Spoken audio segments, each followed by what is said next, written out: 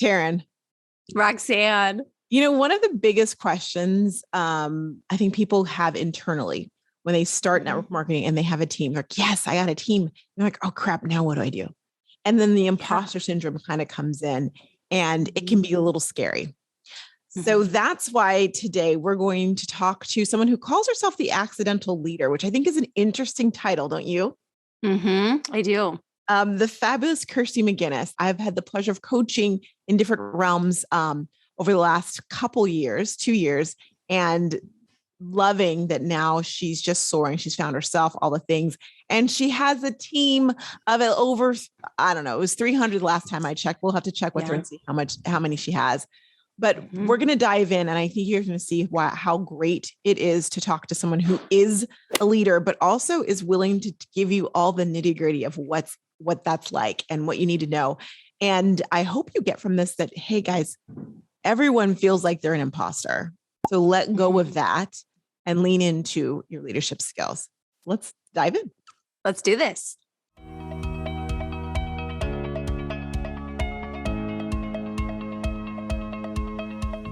Kirsty Maginness, how are you doing today?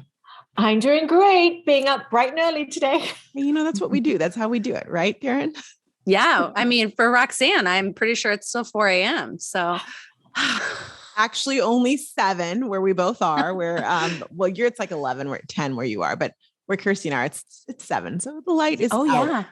You guys are both really early. It's 10 o'clock over here. So I'm almost done with my coffee for the day. You offered to start at 6 a.m. I'm like, hell no.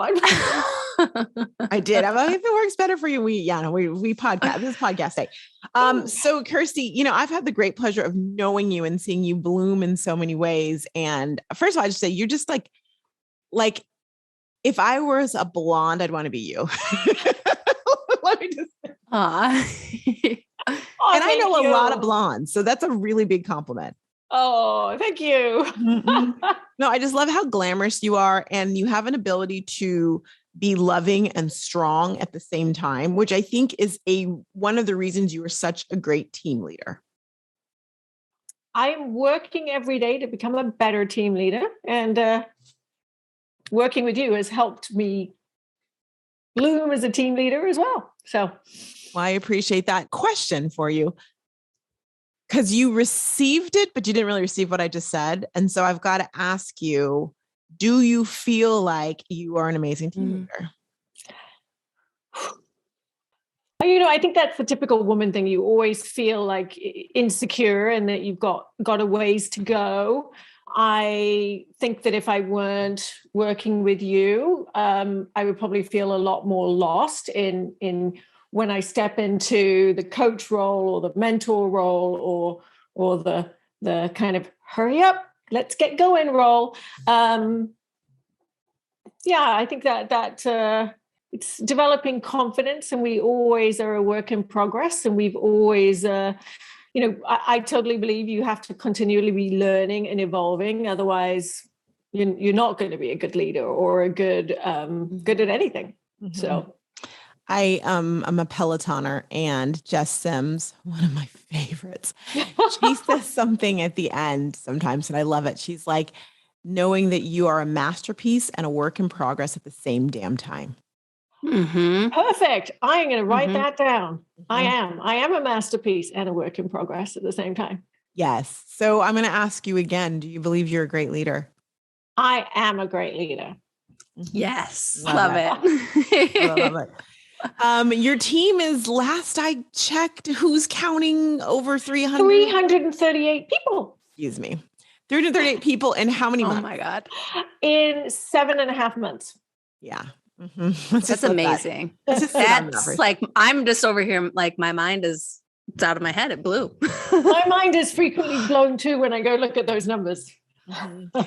And for those of you who are building a team, I want you to know that while her team is growing and it's healthy and it's amazing, it's bananas, she still doesn't, you're better now, but you typically don't receive that you have anything to do with that. Yes, I do tend to kind of downplay myself. I named myself the accidental leader, but I think that has a lot more to do with my previous network marketing company and how stuck I felt there. That it's taken to about this point in my current company to feel like this isn't an accident, and that it's a result of effort. But it definitely took a while to kind of come to that realization. One of my coaches was telling us the other day that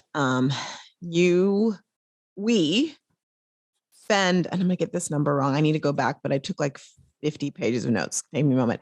But we spend about 70% of our time living in the past.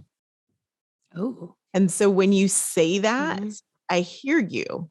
Because, when you label yourself the accidental leader, you're living in the past trauma and situations of what happened before when you're doing network marketing, and not living in the now or even the future, but the now would be good. Yeah. I love the fact that you have a coach too. And it kind of reminds me, like, psychologists and psychiatrists have, part of it is that they do ongoing therapy too, that we all need a person that helps check us and kind of remind us of things. Otherwise we can just get so caught up in our own head. So, oh yeah. Yeah. Except I need more than that. I have like 3 or 4 or 5 coaches. She does. I always am like, okay, we're going to bring on another coach, but like you get so much from someone's outside perspective. I feel like, cause you're living in your own reality and you might not see something that's so obvious, where Roxanne and I see you and we're like, no, you are an amazing team lead. Like we see that it's like glowing out of you, but you didn't kind of notice that. No, I think we get so caught in network marketing. It is such an emotional experience, and the highs and lows are so, they flip-flop so fast. And, it's developing a mindset where you can balance that out and not get caught up in confirmation bias. That one negative thing goes wrong and then you're like, see, I suck at direct sales. Oh, I'm a terrible leader. And completely overlook the amazing, achievements you had just the day before. Yeah. Yeah. And I want everyone to know, so yes, we have a badass on with us today, and she has grown a team of over 330 in 7 months. Your time is your time, everyone that's listening. Like, your time is your time. But what I think is interesting about that is, even though it was done quickly, you've had all sorts of experiences. Yeah. Both in this company and the company I was in before. And, it's one of those things that the things you do build you and make you ready for. No time is wasted. I mean, I spent 3 years. Can I mention the company I was with before? Yeah, you can mention all the companies. So, I spent 3.5 years with Rodan Fields, and that's how we first met. Coaching, because I had kind of worked my warm market to death. And just couldn't grow any further. I had grown to, a level 2. I had recruited like 28 people, just couldn't get them to duplicate.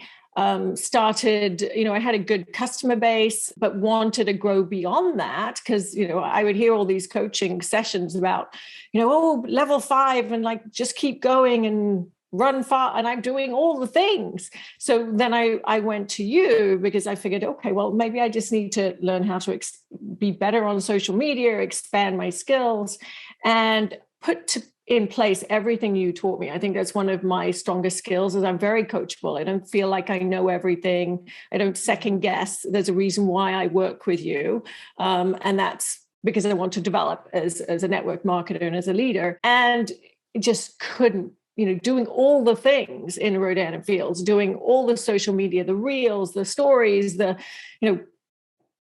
everything. And, I think I picked up, I never added a team member, and I maybe picked up 2 customers. So, that was kind of defeating. And I was about to get to the point where I was thinking of moving out of network marketing. I'm a registered nurse, and I was about to go back and recertify myself as a RN. And then Hugh and Grace fell into my lap, and it was really incredibly it was on brand for who I am as a person and my personal story, and, you know, a new company. So the ability to, I wasn't going to run into saturated market. I wasn't, and when I brought people on, they weren't going to run into it. And I jumped in last August and just ran with it. You know, there's so many good nuggets you said in there, because I wish that, when people join network marketing, they don't join because of that. Oh my gosh, my friend told me this. It worked. And so here we go. And now I'm not passionate about this thing. Or I didn't, any other business, any franchise, you do a lot of due diligence before you decide that is the one for you. And the truth of the matter is, the one that's good for your friend, it may not be the one that's good for you. Yeah. And you joining your friend, but she not be the best team lead. Right. Even though she's the best friend. And yeah, network marketing is a very relational thing, but sometimes that relationship thing, it can be the best part of network marketing, but it can also be the worst part. And if your network marketing business is a business and you want to grow it as a business, you need to apply those same metrics that you would apply with any other business enterprise you go into. Absolutely. And it's funny because there's times where I'll be coaching people and I'm like, oh my gosh, they're doing all the things. I can't tell. And it's not my place to say, you're in the wrong company. That's not something that you're going to hear from me. As you know, Kirsty, I'm not ever going to say, I'm not going to tell you what to do. I will guide you and be there for you. But what I think is really interesting is then the awareness comes, because you and I had many a conversation about just your frustration with what you were doing and is it working for you? And then like 6 months, 7 months, 8 months later, you come around like, hey, I joined your company. I'm like, yeah, did what? And you're like, okay. But something we should mention too is, while you weren't seeing the results you wanted with your former company, I thought was really interesting with your social media is you were putting in up to place all the things that you learned and I'd coached you with, and you were getting crazy sponsorships and free things sent her. Not those fake DMs are like, hey, if you do this, you can be like you got sent to New York City. Like they flew you to New York City for a grand opening for like an amazing company, which I just saw they've got a one in Newport, but in Lido, by the way. Tell us a little bit about that, because I think that's really. Yeah, I mean, I learned so much from social media and enjoyed working with you. So even when my belief was beginning to die in being able to build in Rodana Fields, I was still enjoying the process of connecting with my network. And, you know, one of the things we had talked about was, you know, to not be just like spamming out RF product, buy from me, to be a 360-degree person or three-dimensional person. And so, you know, the things that I love, I'm very into fitness, I'm very into fashion, I have a strong aesthetic for things. And so I started, you know, things I loved, I started posting about. And one of them was a company, Jenny Kane, and another was a swimsuit line called Bayer. And, you know, I'm a 50-year-old woman and I have, you know, a 50-year-old fit body, but, you know, I'm not a supermodel. And so, you know, I decided that I wanted to kind of empower other women with, it's okay to have a normal body and not cover yourself up and not go to the beach and not do the things because you're not beach worthy. And so I started like showing off my favorite swimsuits. I started showing off this other brand, Jenny Kane, with the lovely clothes that are very time opposite, kind of timeless and very classic. And it led to the swimsuit brand sending me swimsuits and clothes to try and do, you know, and I did some little videos and stories for them. And with Jenny Kane, they flew me out to an opening of a store in New York City. And I got to, you know, shop, go to an amazing party, meet the designer herself. It was a fabulous experience. And had it was nothing to do with like building a network marketing business, but everything to do with building a brand. So yeah, it was a great experience. Yeah, I'm hearing like you were building your brand and RF was a piece of it. Yeah. And it's not anymore, but you've brought in something else that fits your brand and feels good to you. Yeah. I mean, my Hugh Grace is a company that is based on the principle that, and actually it's interesting, there's a brand new documentary that's about to be released today called Not So Pretty. And it's looking at the role of endocrine disruptors and toxic chemicals that are found in our everyday personal care products and how the impacts it's having on our health. And that's kind of the core of what Hugh Grace is about. It's about clean products that are free of all the known endocrine disruptors.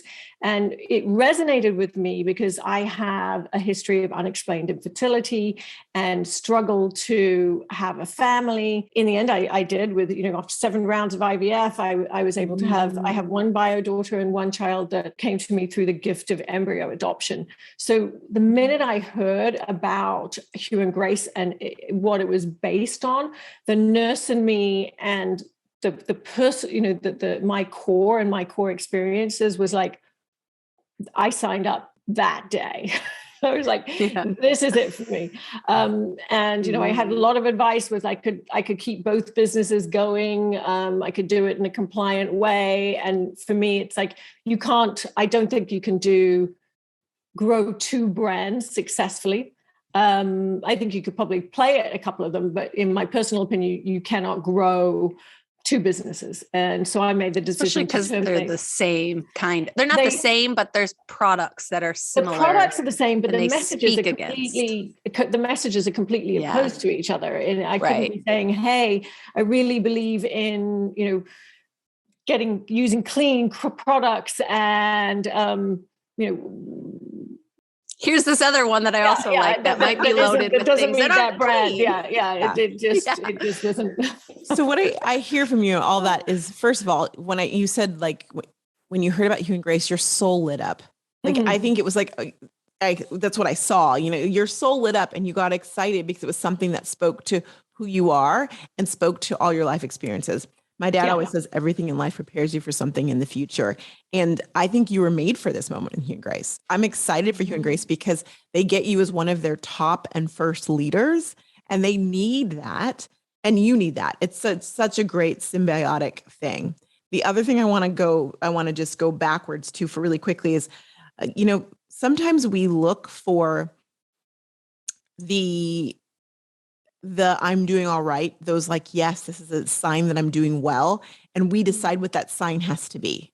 So for example, you could have been looking at your time as you're building out your brand and figuring out who you were. And as like, well, I need to have 5 new team members or 10 new team members, or I should be getting 20 new customers.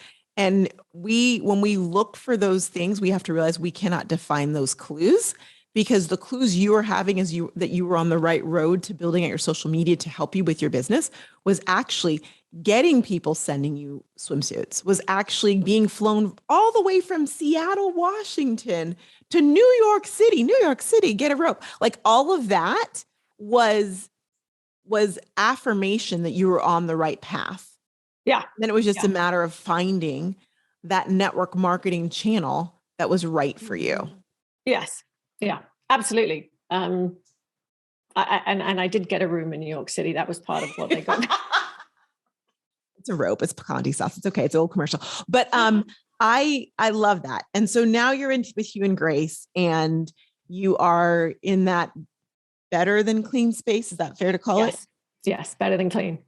And your team is growing. So now you're with a company that is aligned to you, which is exciting, and you are rocking all things Hugh and Grace. Yes.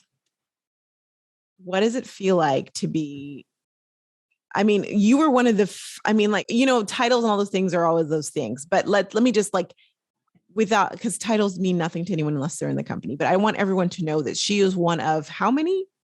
There are 5 directors in the company. 5 directors in the company. Wow. She's one of 5 directors in the company. She's headed off for another vacation. Is that next month? Is that May? It is. It's end of May. Punta Mina. Punta Mina. Excuse me. Yes. Oh my God. And you just came back from Cabo. Yes. Where are you going? What's your plan with your team and all things? Tell us, let me go back. what are some pieces of advice you can give to people who are looking to grow a team? Well, for sure, you have to be in the right company at the right time. And I think have a growth mindset. If you don't have those things, I'm not sure any advice I can give you would work. But, beyond that, growing a team is all about having lots and lots of conversations, knowing you're going to deal with people saying no, people that won't catch your vision. While I've been able to grow a great team in Hugh and Grace, it doesn't mean that I don't deal with people quitting, people not seeing the vision, hurdles that come up just like any other company. But you have to balance that out with just being able to keep moving forward. And in my one thing I always say is most people quit far too soon. Having said that, you also have to be aware if you're hanging in because you're drinking the Kool-Aid at your company. But so balance out like effort versus result. But if you're genuinely putting effort in and not going anywhere, then it's time, I think, to have an evaluation of whether you're in the right spot. But even when you're in the right spot, it doesn't mean that there aren't hurdles that come up. There aren't, things that go wrong, both a product release or running out of stock or, the person you thought that would be amazing that just doesn't get the vision, doesn't resonate with them, and off they go. It's, and that's that developing of moving away from that scarcity mindset, believing that if you keep doing the things, good things will happen, and pushing forward day after day after day after day. Mm-hmm. Those are all really good tips. And I think it's important to remind people that of those things, because what I've seen often is people who are big team leaders don't talk about the fact that there really are highs and lows, that, people don't talk about that. Like, oh yeah. And it's, wow, you have a team that must be amazing. And we think when we get a team that big, everyone's going to be like rolling. And yes, there are people who are doing that. But at the same time, more people on your team means you get more of all the things. Yeah. And more of the drama, because, network marketing is a largely female dominated industry, and you're bringing people in that you don't necessarily know. It's a very relational business, and that means there are lots of blurring lines. And so you just you have to navigate the way through that. Mm-hmm. And that's management skills, that's interpersonal skills. That's kind of just being able to push through. Yeah, it is. And I love the fact that there's so many network marketing companies and they're all great. It's just if you figure out what's right for you or what speaks to your soul, which you found. Do you feel like a badass? I do now. Mm-hmm. It took a while to get to the point where I could let go of the accidental leader mentality and be like, I'm doing this thing that, I'm kind of thinking of the next step. I'm prepared to invest in things to see my team grow, believing that, if I put my credit card down to have an event because our founder's coming into town, that it's a good investment rather than like, as long as, what happens if, and it's like, that's part of being a leader. So, I believe in it. I'm willing to do the things. I think I'm a badass now. Because you are. That was another real world example. There does come a point in time, I'm a big believer in, don't spend more money than you're making in network marketing or otherwise. And, and I know that you're doing that, but there is a time where you have to look and go, okay, because I'm a leader of 300, a team of 300, who's the one who's going to put their credit card down for that space? Yeah. Oh, it's going to be me. Yeah. And that's okay. Yeah. Mm-hmm. And I'm still like any business. I'm not putting my credit card down to spend more than I know I'm taking in, but it's having that mindset that, that your paycheck's going to show up next month and it's going to keep growing. It's going to keep growing and it's going to keep growing. And so I can invest a certain amount in securing a function room at the W. Ooh, that's where you're going. By the way, she's talking about an event that's coming up. Oh, come on up. And know that, to me, that's a wise investment. Yeah. So, can I ask you a question about your social media? Do you show up differently on your account, knowing that with your focus is growing a team versus selling the product?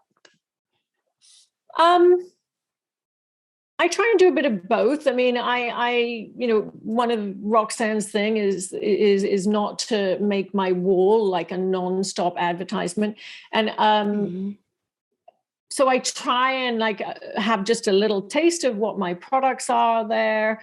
But, my focus is more on growing a team. And so that means creating a persona, which is me, but creating a persona that's about attracting people to me and people wanting to partner with me and me being an interesting person that they'd like to get to know, as opposed to, hey, this night serum's great, which it is.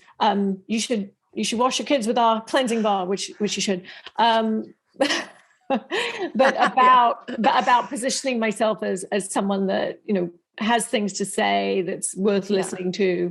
Yeah. And I'd say that's the difficult thing about growing a team. On Monday, I literally worked from like 8 a.m. till like 6, and not one part of that working day was actually me selling a thing.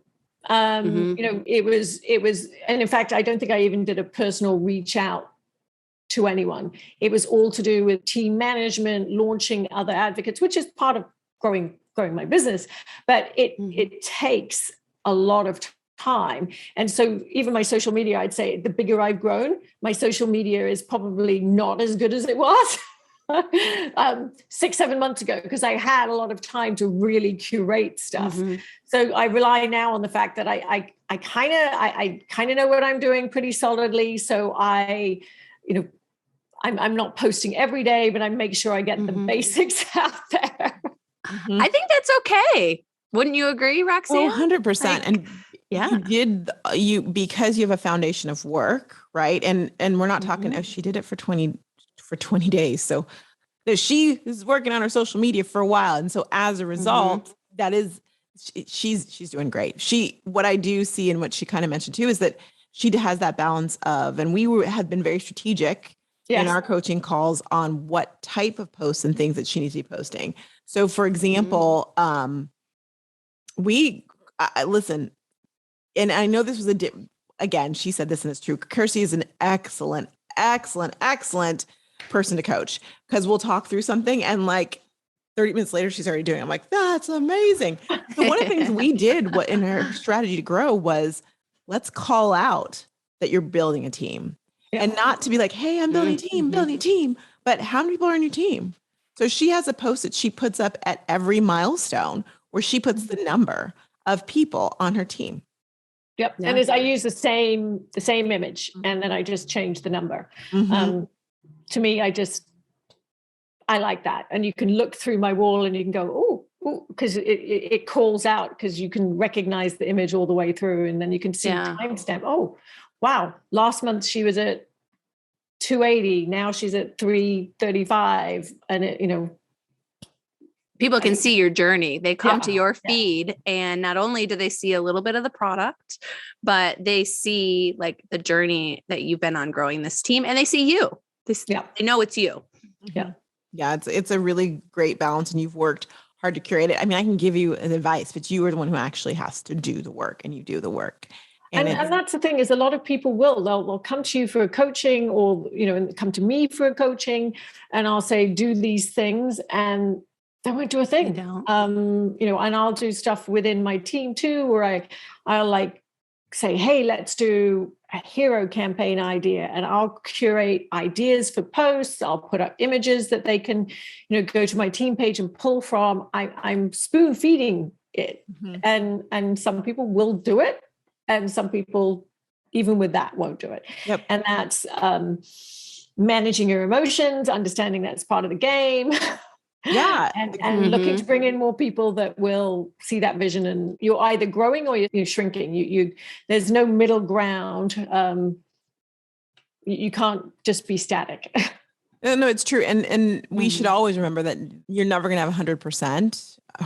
You're probably never going to have 50% doing all the things that you're doing. But what you do, which is great as a leader, Kirsty, is you provide different trainings and skills and support so that people can take the things that speak to them and use them and help them, and it helps them grow. Yeah. And that's been, I think, the invaluable thing about working with you is my growth has happened so fast that I didn't have mentoring and leadership skills. I literally didn't know how to do that because I never experienced that kind of growth with RF. I might have one advocate consultant that I'd be working with at a time for a couple of months, and they might grow or they might drop off, and then they would drop off completely. And then I'd start again. Whereas now I'm having to manage loads of people at the same time and other leaders, and everyone requires something different. And when we first started, I mean, I was like, I'm doing this thing. I really believe in this company and I don't even know where to start. And working with you kind of really helped me. Okay, do this, do this, do this. And so I show up and I'm like, okay, what do I do this week? Sometimes it'll be, hey, Kirsty, you haven't done a story all week. And I'll be like, yes, I haven't done a story. I'm going right now. And then developing my skills as a leader. We talk a lot about that. Now I have a weekly Zoom, and 10, 15 people out of my 335 will show up, but they show up ready to work. And I always have a topic and a strategy. I work with other leaders that are emerging leaders. And we work hand in hand, and push the team forward. And I've had to learn those skills because they weren't intuitive to me. And I think that sometimes from the outside, people look at, oh, you're such a great leader, like I was born this way, or innately confident. And I have all the insecurities. I have all the RF trauma that kind of I had to work my way through to believe in myself. And so, it's a process. But I am now a best leader. Yes, you are. I hear like you talking about like these things would happen, but you kept going anyways. Yep. Like something happened, and maybe in that moment it was like, pause, like I don't know what I'm going to do. But then you picked yourself right back up. You found a resource to get you to where you wanted to be, and you ran with it, and you're still running with it. And that's amazing. So. Yeah. I allow myself to wallow for a night. Yes. A day. And the next day I have to put away whatever happened. But I do a little bit of wallowing with it. She does. And like, if it's a Thursday, she'll come on a Friday because we see each other every Friday morning, and she'll be like, all right, start with the wallow. And then it's like, all right, okay. I'm like, give it to me. All right. Now give me she buries the lead. I always bury the lead. Like, by the way, I've got 300 new team members. Yeah, exactly. I'm like, you buried the lead.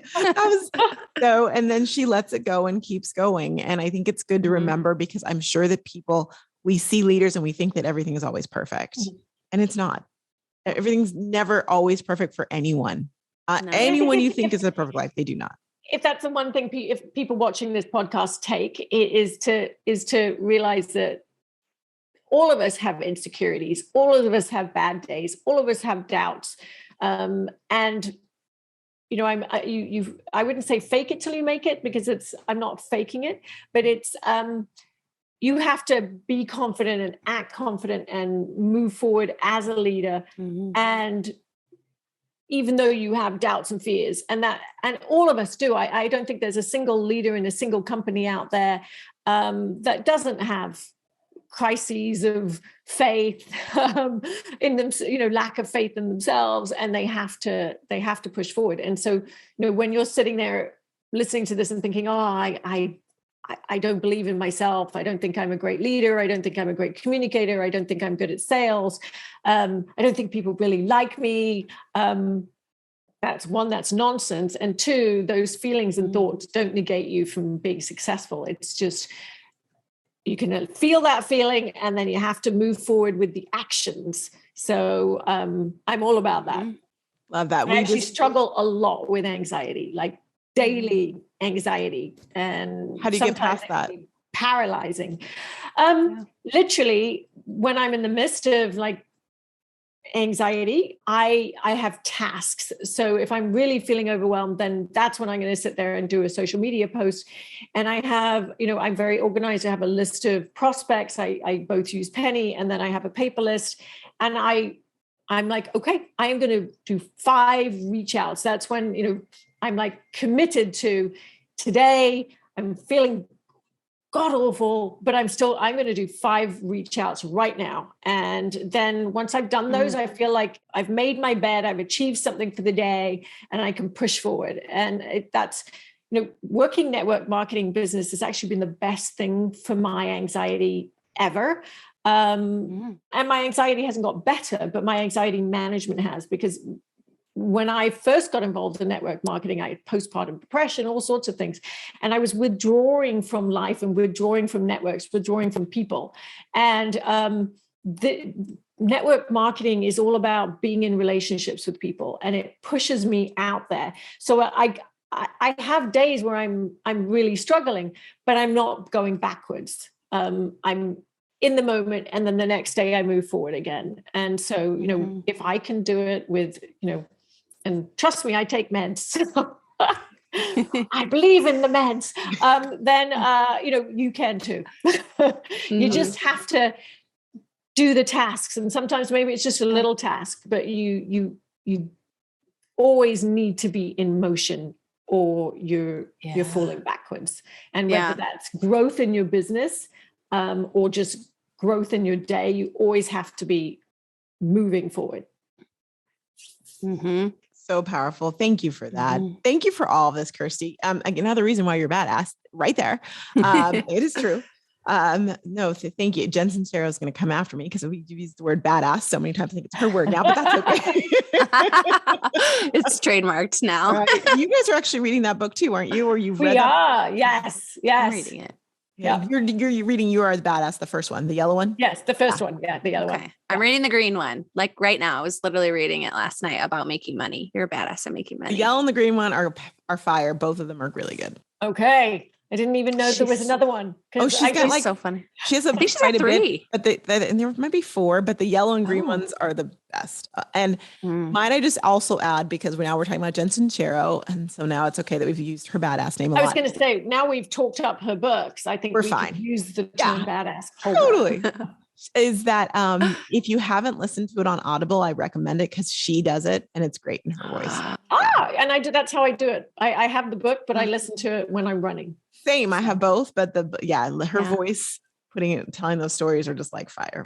So she just cracks me up. Like I bought hers in like a physical copy because I'm like, she has prompts and stuff. And I hate when I'm like working out and they ask me a question and I'm like, you fall off the treadmill. And that's the only reason why I have a book, is because if I'm going to take a kernel and a nugget and I want to kind of take it to a training or share it with someone, I can go back and find it in the book. Yeah.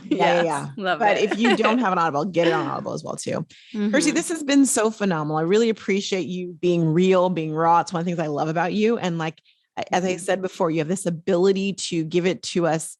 But it's just, I don't know if it's the accent, it's you, that it's just, it works. It works. I don't have an accent. I'm speaking the Queen's English. It's you all have the accent. We're the ones with the accent over here. Yeah.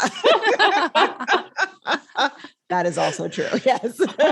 Thank you so much. And we wish you all the best. We've got your information on the show notes if people want to find out more about Hugh Grace. If you want to join the team of, by the time you listen to this, probably 400, you know that you're in good hands with Kirsty and that she's going to take good care of you. I would love to mentor you and build you to success, because I really think you can do it with this company at this time in history where people are really beginning to be more conscious about their health and the things we do that impact it.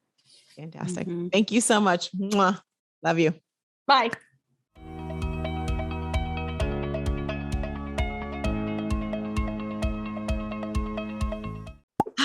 Taryn, that was good, right? That was so good. She is like just glows via Zoom. I know, right? Like you have to see a picture, but she glows and it's, you just feel that energy and all the goodness. What's going on with you behind the scenes these days? By the time you guys are listening to this trip will be over, but I'm going to Florida next week. Florida. You go to Florida like all the time. That's the new me. For the longest time, my husband and I never went on vacation. Our first vacation together was our honeymoon. Well, I mean, how long did you date before you got married? Like 5 years. Wow. What if you didn't like each other on vacations? That's like a big tell. I know. That's what I said to him. When we got there, I went, oh no, we might get a divorce at the end of this trip. But we didn't. We vacationed very similarly. We had a great, amazing time. He lost his front tooth, story for another time. But now I'm just a vacationing lady and I'm off to Florida. I'm bringing the kiddos. We're staying with my aunt. We're going to go see some crocodiles. No, alligators. Well, maybe the zoo will have crocodiles. Who knows? But be careful. We'll go to a contained area this time. Thank you. Last time I went to the wetlands and I literally was kiddos. Don't do that from with them. Kiddos. Yeah. No. Oh no, they would eat Maddie like in one gulp. Both of them. I don't know. Davy's pretty fast. Faster I'm just kidding. Guys, we're going to the zoo or like Okay. the alligator farm. We will be safe. I promise. Okay, good. How about you? What's up? What's up? What's up? I had something and then I just lost it. You know what? I've been breathing into my lumen. I've been breathing 5s and 4s all week. I have no idea what that means. You're gonna Okay, have to so I explain have this again. lumen, this amazing little gadget. I'll put it on the podcast if you remind me. That tells me when I wake up whether I'm burning carbs or fat. So it just helps me get my metabolism going and a healthy, elastic metabolism. And ever since the trip to Boston, which was last week, which I was eating all sorts of whateverness, I've been blowing like lobster. No, I don't eat that. Oh, okay. Keep going. Yawn there, this kid. She did a big old. If you're watching, like a big old yawn. I'm holding it right now. So yeah, I've been blowing 4s and 5s every morning, which means I'm waking up in carb burning, not fat burning. So that's a little bit of but I have to remind myself. And the reason I say this is I got to remind myself that when you take a whole week off from working out and a whole week off from eating well, it takes your body some time. That's what I'm learning with this. It takes my body some time to get back into the groove. But I'll get there. Don't you worry. Don't you worry. You will. I mean, I keep watching these videos you're posting on social and I'm just saying your peach is getting a little juicier. So thank you. I'm working on a juicy peach. Thank you so much. You're welcome. You're welcome. Yep. Scott just walked in and he's like, yes, perfect timing. I know he probably can't hear me because I'm in your headphones. He can't. So he just hears me going, I'm working on a juicy peach. That and tomorrow, we're doing the podcast early.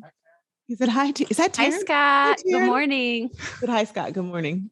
He's smiling. He's like, well, if you're ready for breakfast, then you should get it for him. Here you go. He's like, Boogie, that's what we call Baylor, and I are ready for breakfast. I'm like, then get your breakfast. That has nothing to do with me. I'm podcasting. Alas, tomorrow I start the Manifestor Magic. Oh my God. It's going to be so amazing. I am so jealous. I was about to ask you, how jealous are you? I'm just curious. Like, I even want to be there for you, like as your assistant, like taking notes. I'm like, I need to know how Roxanne works in this manifestor realm. I should be taking notes. And I'm like, I can't go. Yeah. Cause this human design, I'm a manifestor, which just want like 9% of the world happens to be a manifestor. Anyway, I found like my perfect person. Lauren, you're in love with her, aren't you too? Armstrong. Yeah. We've been going back and forth with little voice notes, and she also has one for projectors, which I'm going to say we're 20% of the world. So you guys listening in are listening to like some very unique beings. We are very unique. And if you haven't learned that by now about us, you know why. So anyhow, that's coming up. I'll have more details later, but just want you to know that. And we may have something fun, human design-y coming up for you guys as well too. So just know that. Yeah, you guys just stay tuned because we're working on like 4 things. Yes. So yes, I know we talked about that. We're going to keep teasing. And as soon as it's ready, I promise we'll let you know. Yes. The other thing I want you to know is this. What? I forgot it. Oh, I remember. Getting more reviews about the podcast, as in like I was with my my members, and someone in the Zoom chat was like, I just love the banter between you and Taryn. I just love the podcast.